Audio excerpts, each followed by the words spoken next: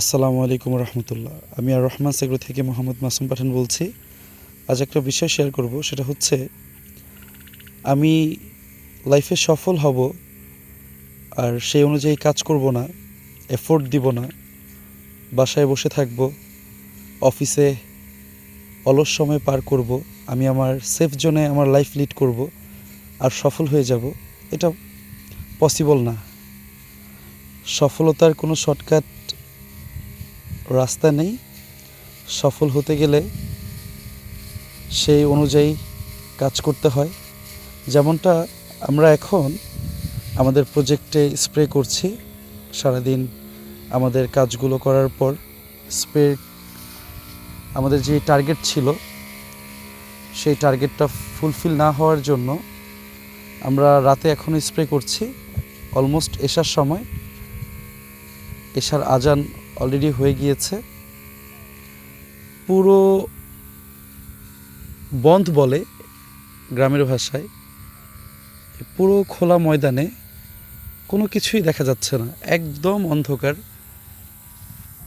অনেক দূর দূর কিছু বাসা দেখা যাচ্ছে মোমবাতির মতো, ক্যামেরায় সেটা আসতেছে না প্রপারলি। সেই সাথে আমাদের সারের গাড়ি চলে আসছে, আমরা সার লোড আনলোড করবো ইনশাআল্লাহ।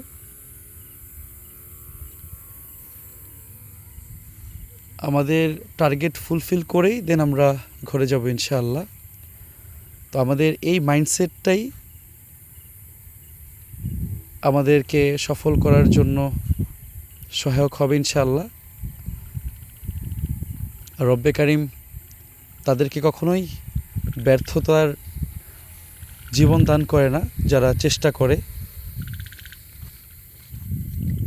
তো আমরা চেষ্টা করছি, আমরা ব্যর্থ হচ্ছি, আমরা শিখছি, আমরা বুঝতেছি, আমরা নতুন করে আবার ট্রাই করতেছি, হচ্ছে না, আবার করছি, জানছি। আমাদের যতটুকু সম্ভব এফোর্ট দেওয়ার আমরা ততটুকু দিচ্ছি।